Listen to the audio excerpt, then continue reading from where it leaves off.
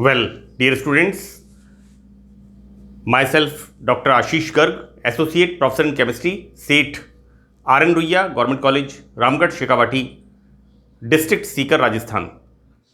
बच्चों, BSc part third में first paper inorganic chemistry हमने यूनिट स्टार्ट की हुई है inorganic polymers, that is silicones and phosphazenes. बच्चों, ये इस यूनिट का लास्ट लेक्चर है, लास्ट सेशन है।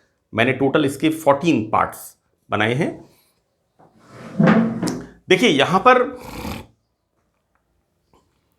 हम अध्ययन करेंगे फॉस्फेजीन्स के nature of bond and reaction and uses का, कि फास्फोनाइट्रिलिक पॉलीमर्स, पीएन पॉलीमर्स,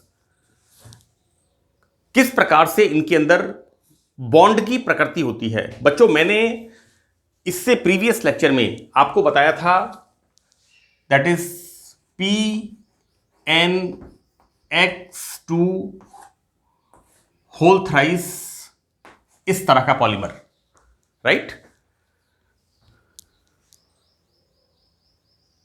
हमने इसका कंपैरिजन, ये कंपैरिजन नहीं, इसको हमने इट्स नॉट कंपैरिजन, इसको हमने समकक्ष माना था बेंजीन के, और आपको बताया था मैंने किस तरह से फास्फोरस और नाइट्रोजन की रिंग होती है, वलय होती है, जिसमें डबल बॉन्ड्स ऑल्टरनेटिव अरेंजमेंट होती है। देखिए बच्चों,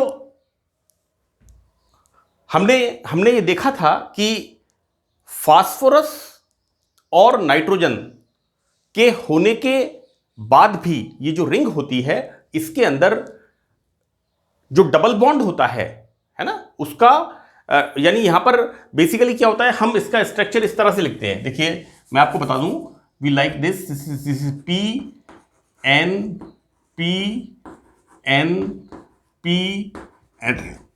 इस तरह से हम स्ट्रक्चर्स का लिखते हैं। और यहां बच्चों देखते हैं हम क्या करते हैं, this is the double bond, then single bond, then double bond, then single bond. देखिए बच्चों, मैं फिर एक बार रिपीट कर रहा हूं, PNX2 है ना। देखिए, यहां पर हम क्या कर रहे हैं, रिंग, वलय, और PN इस तरह से। और बच्चों देखिए, मैंने आपको शुरू से यह बताया है कि phosphorus is the pentavalent and nitrogen is the trivalent. तो बच्चों, ये जो X2 है ना, ये इस तरह से नाइट्रोजन के ऊपर, दिस इज लाइक X, इस तरह से बच्चों, यहां पर ये X एंड ये X।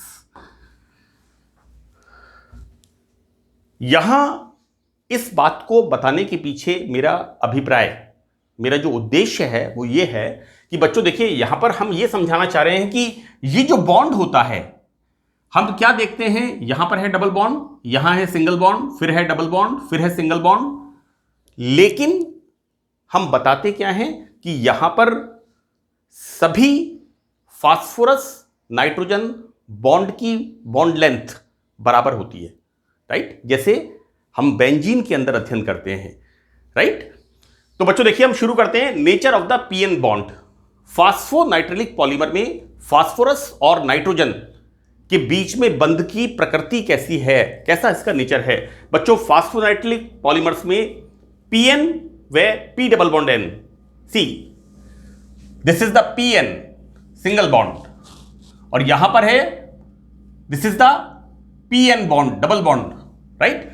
बंधों की बॉन्ड लेंथ समान होती है, ये बड़ा इंपॉर्टेंट फीचर है। बेंजीन, फॉस्फेजीन, हमने इसके बोरेजीन, तो समान होती है। यह बॉन्ड लेंथ 1.56 टू 1.59 एंगस्ट्रॉम के बराबर होती है। इसके बीच में वेरी करती है ना, अलग अलग पॉलीमर्स के अंदर। तो यहां पर यह बॉन्ड लेंथ होती है 1.56 टू 1.59 एंगस्ट्रॉम के बराबर होती है। चूंकि यह bond length PN single bond दूरी से कम है, बच्चों यहां पर अगर हम ये माने कि ये बॉन्ड शुद्ध प्योर सिंगल बॉन्ड है, तो ये डिस्टेंस कितना होना चाहिए, 1.77, लेकिन कितना होता है, ये कम होती है। ये क्या इंडिकेट करती है कि यहां पर प्योर सिंगल बॉन्ड नहीं होकर के इसमें कुछ डबल बॉन्ड कैरेक्टर्स आते हैं। हम देखते हैं आगे, इसको आते हैं पीएन एकल बंध नहीं होते, right, because PN single bond distance कितना है, ये वाला, तो ये नहीं होता। और ये कितना होता है, ये होता है इतना। इसका मतलब यहां पर फास्फोरस व नाइट्रोजन के बीच में सिंगल बॉन्ड नहीं होते हैं। बच्चों ये बॉन्ड बेंजीन की तरह डिलोकलाइज्ड डबल बॉन्ड भी नहीं होते हैं। It's very important. बोरेजीन के अंदर हमने देखा था कि ये डबल बॉन्ड्स डिलोकलाइज होते हैं। बेंजीन के अंदर हम कैकुले स्ट्रक्चर्स देखते हैं, और कैकुले स्ट्रक्चर्स में क्या देखते हैं कि डबल बॉन्ड्स डिलोकलाइज होते हैं। आप लोग बीएससी पार्ट 3 में हैं, मैं बेंजीन का स्ट्रक्चर बना के आपको नहीं बताऊंगा। आप कैकुले स्ट्रक्चर्स आपको आना चाहिए, क्योंकि ये चीज 11th क्लास से शुरू हो जाती है ना, कि बेंजीन के अंदर जो स्ट्रक्चर होता है यहां पर इस तरह से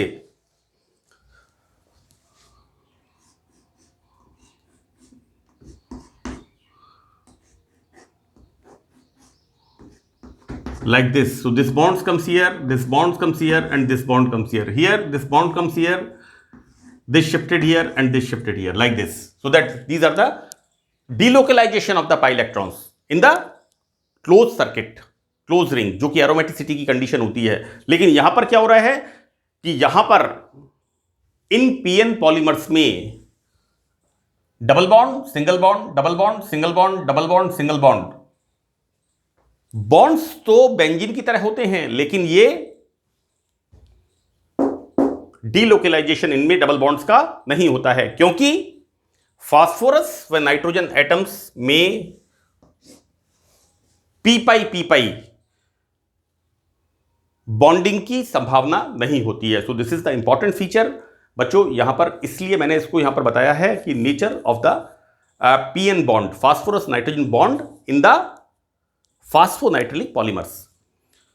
अब इस बात को किस तरह से समझाया गया कि नाइट्रोजन व फास्फोरस के बीच एक बॉन्ड बनता है, that is coordinate bond, like बोरेजीन्स।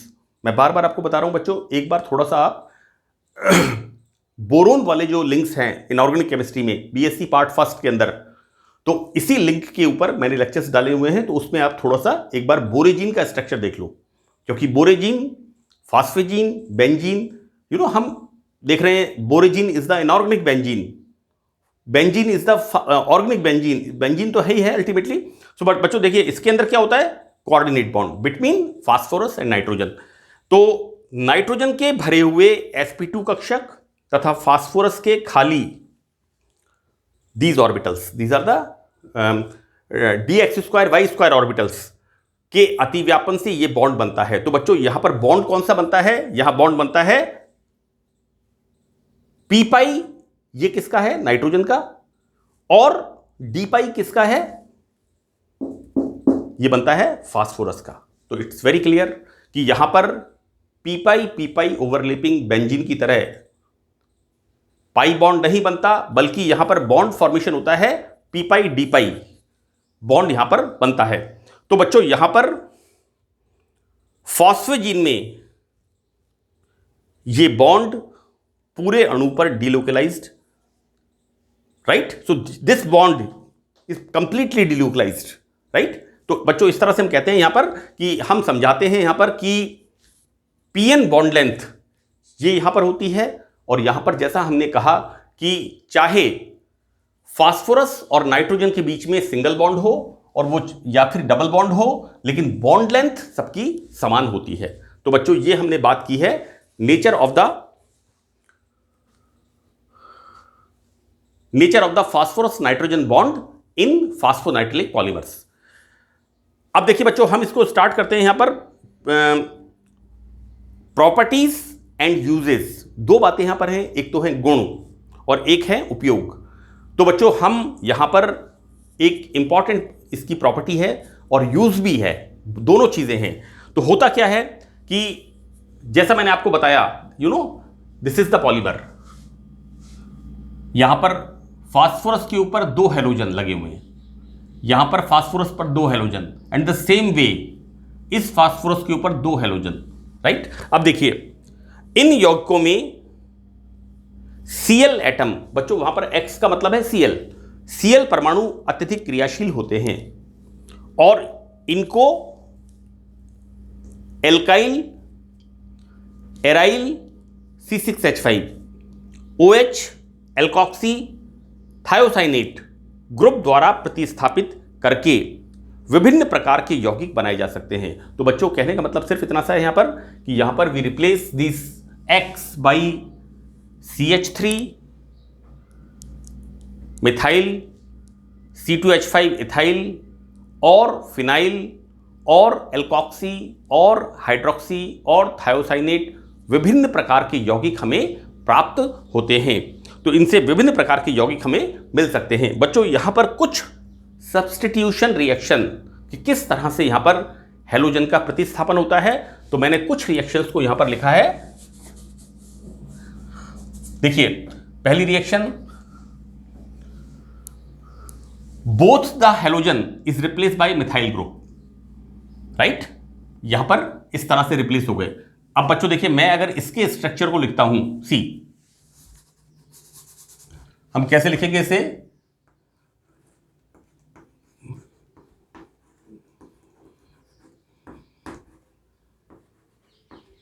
Right, और यहां पर इसको इस तरह से।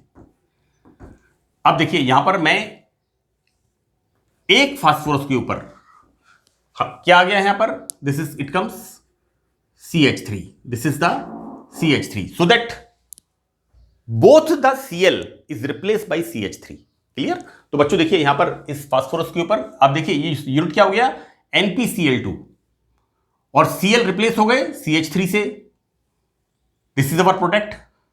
यानी हमने इस पॉलीमर की रिएक्शन ग्रीनियर अभिकर्मक से कराने पर ये दोनों Cl मिथाइल से प्रतिस्थापित होते हैं,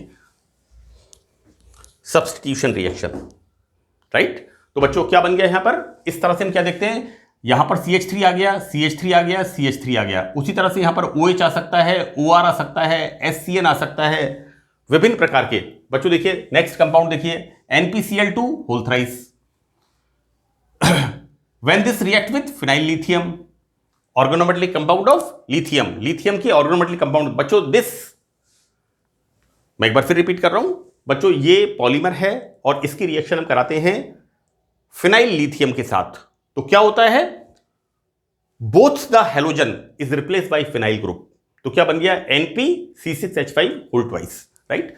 बच्चों ये इसके हिसाब से मैंने इसको होल थ्राइस किया हुआ है, देखिए this is the single unit, this is the second unit and this is the third unit. बच्चों यहां पर भी मिथाइल ग्रुप है, यहां पर भी मिथाइल ग्रुप है, जितनी जगह भी Cl है Cl की जगह मिथाइल ग्रुप आ जाएगा, है ना। तो ये बच्चों होल थ्राइस का आप ध्यान रखिएगा। यहां पर सेकेंड रिएक्शन मैंने आपको बता दिया कि जब पॉलीमर की रिएक्शन फिनाइल लिथियम के साथ होती है, then Cl2 is replace by this phenyl group and formation of NpC6H5 whole twice, and this is the whole thrice. बच्चों यहां पर अगेन हम देखते हैं, this is the sodium alkoxide, है ना। ये क्या बन रहा है हमारा RONA, या हम कह दें ROH is the alcohol and H is replace bye Na, so the formation of alkoxide, sodium alkoxide. तो बच्चों यहां पर NpCl2 की रिएक्शन NaOR के साथ, then this Cl is replace by OR, alkoxy group. Here same repetition of the reaction when react with sodium thiocyanate, then this Cl2 is replaced by SCN whole twice, right। बच्चों देखिए जैसा मैंने आपको बताया है कि यहां पर फॉस्फेजीन, इस ये जो बनते हैं दिस इज द फॉस्फेजीन, इसके अंदर Cl ये Cl इन ग्रुप्स के द्वारा रिप्लेस होते हैं, लाइक इससे इससे इससे इससे, और नए तरह के विभिन्न प्रकार के उत्पाद हमें प्राप्त होते हैं। देखिए बच्चों यहां पर ये एक इंपॉर्टेंट एग्जांपल है कि फ्लोरो एल्कोक्सी डेरिवेटिव। देखो बेटा क्या है, CH3 CH2OH, this is the ethyl alcohol, और हम क्या कर रहे हैं यहां पर, replace by this F3, this is the fluoro alkoxy. तो बच्चों यहां पर PN पॉलीमर्स में कुछ फ्लोरो एल्कोक्सी व्युत्पन्न ये पॉलीथीन से समानता रखते हैं। तो बच्चों कुल मिलाकर के फॉस्फेजीन्स एंड सिलिकॉन्स हमने देखा है बहुत वास्ट एंड इंपॉर्टेंट यूटिलिटी के कंपाउंड्स हैं। इनके यूजेस हम देखते हैं बच्चों। यहां पर हाई मॉलिक्यूलर मास, इसको हिंदी में कहते हैं उच्च आणविक सहती। हाई मॉलिक्यूलर मास वाले फॉस्फेजीन रिजिड होते हैं, दृढ़ प्लास्टिक, इनसे फॉर्म्स का निर्माण होता है जो हम गद्दी वगैरह में या मैट्रेसेस वगैरह में यूज करते हैं। गद्दे वगैरह में फॉर्म का निर्माण होता है, फाइबर का इनका निर्माण होता है। ये बनाने के लिए ये फॉस्फोजीन्स का प्रयोग किया जाता है। बच्चों ये इट्स ए इंपॉर्टेंट थिंग। जिस तरह से सिलिकॉन्स की हमने बात की थी, ये क्या होता है, एक तो फायर प्रूफ, वाटर प्रूफ होते हैं, वाटर रिपेलेंट, वाटर प्रूफ, पानी का पानी इन पर कोई क्रिया नहीं करता, पानी में गीले नहीं होते। दूसरा फायर प्रूफ, आग प्रतिरोधी, अग्नि प्रतिरोधी, फायर प्रूफ होते हैं। तो बच्चों ये पॉलीमर्स पेट्रोल, ऑयल, अन्य विलायकों से प्रभावित नहीं होते। तो बच्चों ये बड़ी इंपॉर्टेंट प्रॉपर्टीज इसकी हैं। अब देखिए जो फायर फाइटर्स होते हैं उनके जो क्लॉथ्स होते हैं वो सिलिकॉन एंड फॉस्फोजीन्स के बने हुए होते हैं। हम कहते हैं ना कि फायर फाइटर्स के क्लॉथ्स फायर प्रूफ होते हैं। तो ये फायर प्रूफ जो क्लॉथ्स होते हैं ये फॉस्फोजीन्स, इसके जो फाइबर्स होते हैं इनके ये कपड़े बने हुए होते हैं। इसी तरह से वाटर प्रूफ, मैं आपको बता दूं बच्चों कि सियाचिन ग्लेशियर में या इस तरह की जगह पर जहां पर टेम्परेचर बहुत कम हो जाता है, राइट, तो वहां पर सिलिकॉन्स एंड फॉस्फेजीन्स, इन पॉलीमर्स क्या यूज होता है। मैंने सिलिकॉन्स के यूजेस के अंदर मैंने बताया था कि किस तरह से जो एस्ट्रोनॉट्स होते हैं, अंतरिक्ष यात्री जो होते हैं, वो किस तरह से सिलिकॉन्स की सोल वाले जूते या उनके क्लॉथ्स, क्योंकि वो हीट रेजिस्टेंट होते हैं, टेम्परेचर वेरिएशन का उस पर इंपैक्ट नहीं होता है। तो बच्चों ये पॉलीमर्स बहुत ही अधिक महत्वपूर्ण हैं। तो यहां पर क्या होता है कि ये वाटरप्रूफ होते हैं, फायर प्रूफ होते हैं, पेट्रोल, ऑयल, किसी भी सॉल्वेंट से ये अफेक्टेड नहीं होते। तो बच्चों ये इनके कंटेनर्स बनाने के काम में आते हैं, राइट। इनके बहुत सारे यूजेस हैं। सेकंड बच्चों हम यहां पर देखेंगे कि ये फ्लेक्सिबल प्लास्टिक, फ्लेक्सिबल मतलब जो आसानी से मुड़ जाती है, ये फ्लेक्सिबल प्लास्टिक भी बनाते हैं जो कम ताप पर इलास्टिसिटी बनाए रखते हैं। बच्चों क्या होता है, बहुत ज्यादा टेम्परेचर लो होता है तो प्लास्टिक हार्ड हो जाती है, जिसे हम पॉलीथीन कहते हैं या पॉलीमर्स कहते हैं। लेकिन फॉस्फेजीन के जो प्लास्टिक होते हैं, ये प्लास्टिक्स बहुत लो टेम्परेचर के ऊपर भी अपनी फ्लेक्सिबिलिटी, इसको कहना चाहिए मुड़ने की क्षमता, वो इनमें बनी रहती है। ठीक है, तो ये भी इसका इंपॉर्टेंट यूज है कि एडवर्स कंडीशन के अंदर भी ये अपनी प्रॉपर्टी को बनाए रखते हैं। एडवर्स कंडीशन से मतलब है बहुत लो टेम्परेचर और बहुत हाई टेम्परेचर। और हाई टेम्परेचर पे तो नॉर्मली चाहे वो पॉलीमर्स हो, पॉलीमर्स जनरली नरम हो जाते हैं, सॉफ्ट हो जाते हैं। नाउ थर्ड वन, तीसरा इसका उपयोग बच्चों यहां पर पॉली एमिनो फॉस्फेजीन, ये बड़ा इंपॉर्टेंट यूज है इसका कि ये पॉली एमिनो फॉस्फेजीन जो है ये फार्मास्यूटिकल जो मेडिकल सर्विसेज हैं उसके अंदर काम आता है। और इसका काम क्या आता है कि ये पॉली एमिनो फॉस्फेजीन, इसकी थिन लेयर्स का उपयोग हॉस्पिटल्स में जो बर्न पेशेंट्स होते हैं, जो पेशेंट्स जल जाते हैं, जिनके डीप इंजरी होती है, तो बच्चों यहां पर जले हुए पेशेंट्स जो होते हैं उनके जो बड़े वुंड्स होते हैं, घाव होते हैं, 2 डिग्री 3 डिग्री जो बर्न केसेस होते हैं, उनमें इन रोगियों के उपचार में इनका उपयोग करते हैं। और इनका इंपैक्ट क्या होता है कि जली हुई या घायल त्वचा के ऊपर इन फॉस्फेजीन्स की पतली परत लगाने से वो जो वुंड होते हैं वो कवर हो जाते हैं और इन घावों पर जीवाणुओं के संक्रमण का खतरा नहीं रहता है। तो ये बच्चों मैंने 3 फॉस्फेजीन्स के इंपॉर्टेंट यूजेस लिखे हैं। ये तीनों ही बड़े इंपॉर्टेंट यूज हैं बच्चों, है ना। ये तीनों के तीनों बच्चों इसमें बहुत ही इंपॉर्टेंट यूज है। देखिए waterproof, fire proof, petrol, oil, किसी भी सॉल्वेंट से ये अफेक्टेड नहीं होते, है ना। तो इनकी यूटिलिटी बहुत अधिक हो जाती है। हम देखते हैं किस तरह से इनकी फ्लेक्सिबिलिटी बहुत लो टेम्परेचर भी बनी रहती है ना। और ये अपनी इलास्टिसिटी को बनाए रखते हैं। एंड द लास्ट वन हमने मैंने इसके तीन ही यूज काफ़ी हैं। हमने देखा किस तरह से यहाँ पर जो बर्न पेशेंट्स होते हैं उनमें संक्रमण रोकने के लिए ये फॉस्फेजीन्स उपयोगी होते हैं। तो बच्चों यहाँ पर बीएससी पार्ट 3 फर्स्ट पेपर हमने 2nd यूनिट कंप्लीट कर ली है and we start now 3rd unit. So that's all in this lecture. Thank you.